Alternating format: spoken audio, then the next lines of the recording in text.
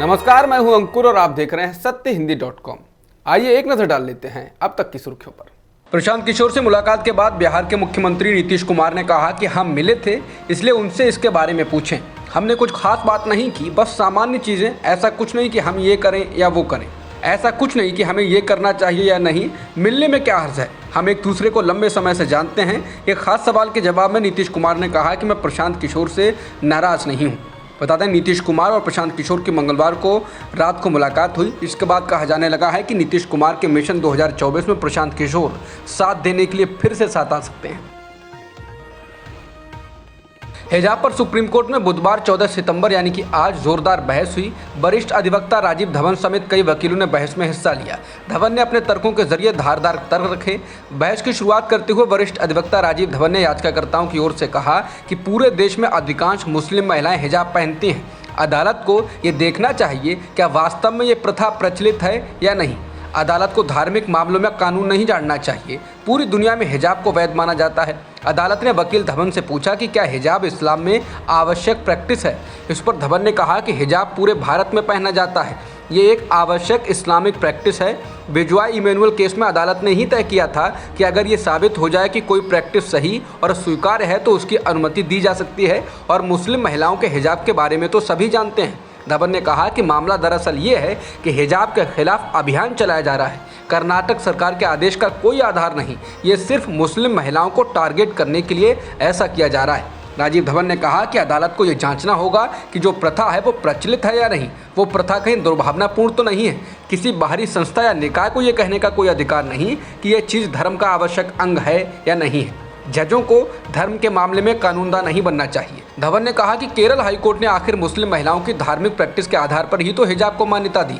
Kerala high court ने इसे आवश्यक माना, लेकिन कर्नाटक हाईकोर्ट ने नहीं माना। लेकिन किसी बाहरी संस्था को ऐसे मामलों में नहीं पड़ना चाहिए, उसे इसकी स्वीकार्यता देखनी होगी। हिजाब पहनने वालों के साथ लिंग और धर्म के आधार पर भेदभाव नहीं किया जा सकता, ये उसकी अभिव्यक्ति की स्वतंत्रता का हिस्सा है। बीच में जस्टिस हेमंत गुप्ता ने वकील राजीव धवन को टोकने की कोशिश की। जस्टिस गुप्ता ने कहा कि आप तथ्यों पर बात करें।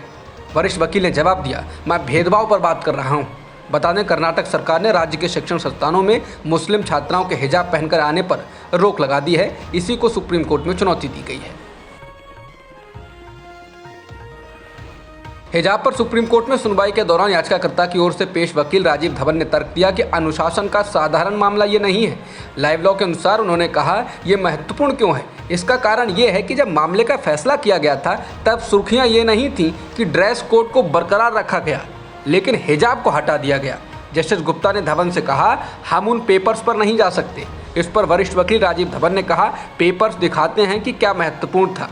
लाइव लॉ के अनुसार धवन ने कहा कि हाई कोर्ट का यह निष्कर्ष कि कुरान हिजाब नहीं पहनने के लिए कोई सजा निर्धारित नहीं करता है, इसलिए यह अनिवार्य नहीं है, हैरान करने वाला है। उन्होंने कहा कि कोर्ट के फैसले ने इस तथ्य को नज़रअंदाज कर दिया कि लाखों महिलाएं हिजाब पहनती हैं। धवन ने अदालत में तर्क रखते हुए कहा, हमें ये जांचना होगा कि क्या ये प्रथा प्रचलित है और वास्तविक है। विवाद क्या है? विवाद है कि क्या ये एक ज़रूरी प्रथा है। अगर पूरे देश में हिजाब पहना जाता है तो माननीय को केवल ये देखना होगा कि क्या ये एक वास्तविक प्रथा है।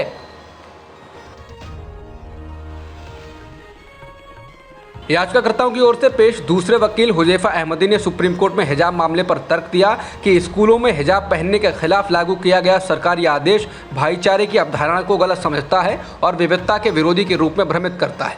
उन्होंने कहा कि स्कूलों में हिजाब पर रोक लगाकर राज्य ने मुस्लिम छात्राओं को स्कूलों से बाहर कर दिया है।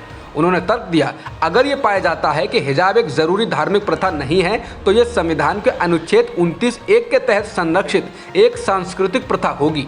याचिकाकर्ता के वकील ने कहा, अगर कोई हिजाब से उकसाया जा रहा है तो उसमें भाईचारे की भावना होनी चाहिए। वकील अहमदी ने कहा कि राज्य की प्राथमिकता शिक्षा को बढ़ावा देने में है या इसके साथ है। क्या हिजाब इतना दखल दे रहा है कि आपको इसे बैन करना होगा?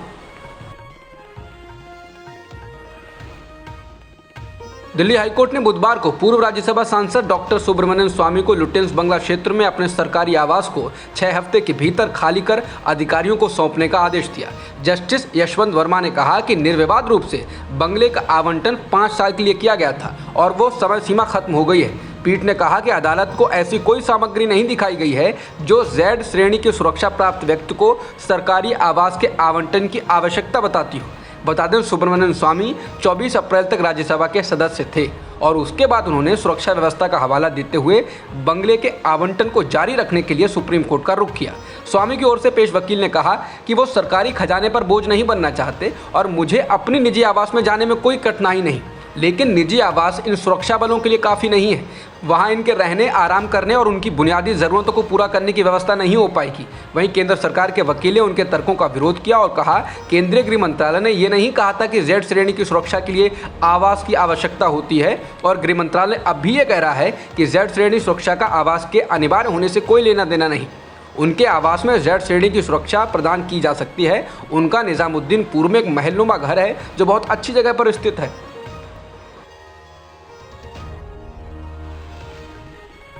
भारत की राष्ट्रपति द्रौपदी मुर्मू ब्रिटेन की महारानी एलिजाबेथ द्वितीय के अंतिम संस्कार में शामिल होने लंदन जाएंगी। भारतीय विदेश मंत्रालय ने ये जानकारी दी। विदेश मंत्रालय ने अपने बयान में कहा कि 17 सितंबर से लेकर 19 सितंबर तक राष्ट्रपति मुर्मू ब्रिटेन में होंगी।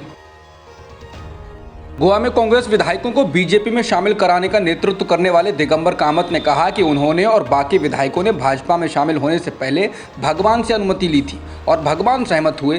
गोवा के पूर्व मुख्यमंत्री ने कहा कि वो भगवान में विश्वास करते हैं और ये सच है कि चुनाव से पहले उन्होंने कांग्रेस नहीं छोड़ने की शपथ ली। उन्होंने संवाददाताओं से कहा कि मैं फिर से मंदिर गया और भगवान से पूछा क्या करना है। भगवान ने मुझसे कहा कि जो तुम्हारे लिए सबसे अच्छा हो वही करो। बता दें इन विधायकों ने राहुल गांधी की उपस्थिति में मंदिर, मस्जिद, चर्च में भगवान के सामने वफादारी की शपथ ली थी, जिससे यह भरोसा दिलाया जा सके कि वो चुनाव के बाद पार्टी नहीं बदलेंगे।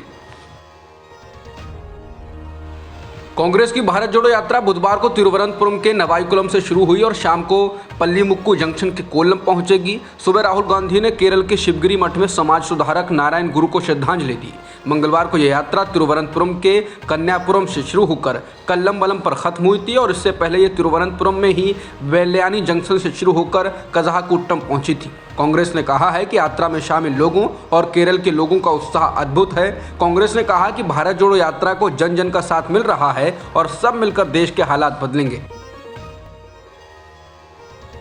लखनऊ में समाजवादी पार्टी के प्रदर्शन को लेकर पार्टी और योगी सरकार की पुलिस के बीच सीधी झड़प शुरू हो गई है। पार्टी के कई विधायकों और कार्यकर्ताओं को गिरफ्तार कर लिया गया है। पार्टी अध्यक्ष अखिलेश यादव से लेकर हर विधायक के घर और पार्टी के राष्ट्रीय दफ्तर के बाहर पुलिस तैनात कर दी गई है। वजह यह है कि योगी सरकार की जन विरोधी नीतियों के खिलाफ सपा ने 14 सितंबर बुधवार यानी आज विधानसभा भवन के बाहर प्रदर्शन का ऐलान किया था। ये प्रदर्शन 18 सितंबर तक चलना है। लोकतांत्रिक ढंग से किए जाने वाले प्रदर्शन को इस तरह रोका जाना काबिल गौर मसला बन गया है। सपा के वरिष्ठ नेता और विधायक रविदास मेहरोत्रा ने बताया कि उनके घर सुबह 5 बजे पुलिस आ गई। उन्हें घर में नज़रबंद कर दिया गया है। कुछ मीडिया कर्मी उनसे मिलने आए तो पुलिस ने उन्हें भी भगा दिया। मेहरोत्रा का कहना है कि सभी सपा विधायकों के घर पुलिस तैनात कर दी गई है और विधायकों के बाहर निकलने पर पाबंदी है। कुछ विधायक जो प्रदर्शन स्थल तक पहुंच गए थे उन्हें लौटा दिया गया है। सपा दफ्तर पुलिस छावनी में बदल गया है। विधायक राकेश प्रताप सिंह और पार्टी के तमाम पदाधिकारी दफ्तर में नज़रबंद कर दिए गए हैं। उन्हें बाहर निकलने से रोक दिया गया। पार्टी दफ्तर के अंदर ना तो कोई जा सकता है और ना ही कोई अंदर आ सकता है। कुछ विधायक और कार्यकर्ता प्रदर्शन के लिए बाहर निकले तो उन्हें हिरासत में ले लिया गया। यूपी के दूसरे जिलों में भी सपा का प्रदर्शन शुरू हो गया है। हालांकि बंगाल में हिंसक प्रदर्शन तक करने वाली बीजेपी यूपी में प्रदर्शन को जिस तरीके से दबा रही है उस पर भी सवाल खड़े हो रहे हैं। बीजेपी पर ऑपरेशन लोटस चलाने का आरोप लगाते हुए आम आदमी पार्टी ने उसके खिलाफ मोर्चा खोल दिया है। पार्टी के राष्ट्रीय संयोजक अरविंद केजरीवाल ने बुधवार को कहा कि पंजाब में आम आदमी पार्टी की सरकार को गिराने के लिए बीजेपी उसके विधायकों से लगातार संपर्क कर रही है। उन्होंने कहा कि इसके लिए बीजेपी करोड़ों रुपए खर्च कर रही है। केजरीवाल के अलावा पंजाब सरकार के वित्त मंत्री हरपाल सिंह चीमा, उच्च शिक्षा मंत्री गुरमीत सिंह मीत हायर, शहरी विकास मंत्री अमन अरोड़ा, दिल्ली के विधायक सौरभ भारद्वाज, आतिशी मारलेना ने भी ऑपरेशन लोटस को लेकर प्रेस कॉन्फ्रेंस की और बीजेपी पर हमला बोला। पंजाब में भगवंत मान सरकार के वित्त मंत्री हरपाल सिंह चीमा ने प्रेस कॉन्फ्रेंस की और उन विधायकों के नामों को सामने रखा जिनसे बीजेपी ने संपर्क करने की कोशिश की।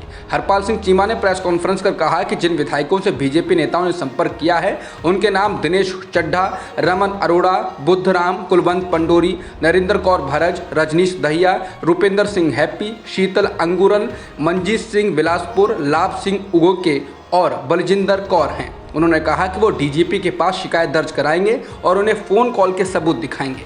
बता दें, हरपाल सिंह चीमा ने मंगलवार को प्रेस कॉन्फ्रेंस कर कहा था कि बीजेपी के लोग आम आदमी पार्टी के विधायकों से संपर्क कर उन्हें 25-25 करोड़ रुपए का ऑफर दे रहे हैं।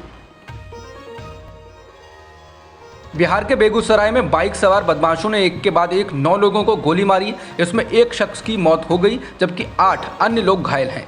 आरोपितों की गिरफ्तारी के लिए पुलिस की 3 टीमें बनाई गई हैं। बदमाशों ने इन घटना को मंगलवार शाम को अंजाम दिया। पुलिस ने बताया कि भीड़भाड़ वाले इलाके में बदमाशों ने लोगों पर गोलियां चलाई हैं। अहम बात यह है, इस पूरी वारदात को बदमाशों ने हाईवे पर अंजाम दिया। घटना के विरोध में बेगूसराय बीजेपी की ओर से बुधवार को बेगूसराय बंद का आह्वान किया गया। बदमाश बछवाड़ा थाना क्षेत्र से होते हुए तेघड़ा, फुलवरिया और चकिया थाना क्षेत्र तक लोगों पर गोलियां चलाते रहे, लेकिन पुलिस को पता ही नहीं लगा। बदमाशों ने इस दौरान लगभग 30 किलोमीटर की दूरी तय की। पुलिस ने बताया, जिन लोगों को गोलियां लगी हैं उन सभी के बारे में जानकारी हासिल की गई है और सभी लोगों का इलाज कराया जा रहा है। उन्होंने कहा कि फुलवरिया थाना क्षेत्र के चंदन की इस फायरिंग में मौत हो गई। बिहार के बेगूसराय में बाइक सवार बदमाशों की गोलीबारी के बाद इस मामले में मुख्यमंत्री नीतीश कुमार ने राज्य के डीजीपी को तलब किया और उनसे पूरी जानकारी मांगी है। लापरवाही बरतने के आरोप में 7 पुलिस अधिकारियों को निलंबित कर दिया गया है। घटना के विरोध में बेगूसराय बीजेपी की ओर से बुधवार को बेगूसराय बंद का आह्वान किया गया। केंद्रीय मंत्री गिरिराज सिंह ने फायरिंग में मारे गए चंदन की अर्थी को कंधा दिया और घायलों से मिलने अस्पताल पहुंचे। इस गोलीबारी की खबरों में आते ही पक्ष और विपक्ष आमने सामने हैं। विपक्ष जहां इस घटने को सूबे में जंगल राज की वापसी कह रहा है, वहीं सत्ता पक्ष के प्रवक्ता इसे लीग से हटकर एक आपराधिक घटना कह रहे हैं। कल शाम हुई गोलीबारी के खिलाफ बेगूसराय के सांसद और केंद्रीय मंत्री गिरिराज सिंह धरने पर बैठ गए।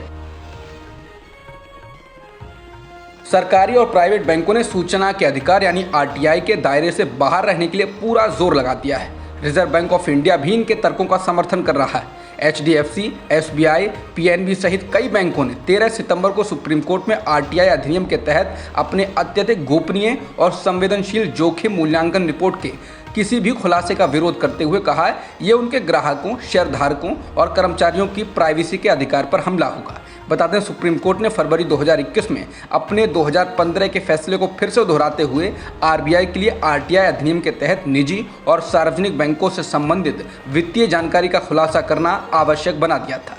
सुप्रीम कोर्ट ने फरवरी 2021 में केंद्र सरकार और 10 बैंकों की एक संयुक्त याचिका को खारिज कर दिया था, जिसमें जयंतीलाल एन मिस्त्री के फैसले को वापस लेने की मांग की गई थी, जिसमें RBI को बैंकों की निरीक्षण रिपोर्ट के साथ साथ विलफुल डिफॉल्टर्स के विवरण का खुलासा करना अनिवार्य था।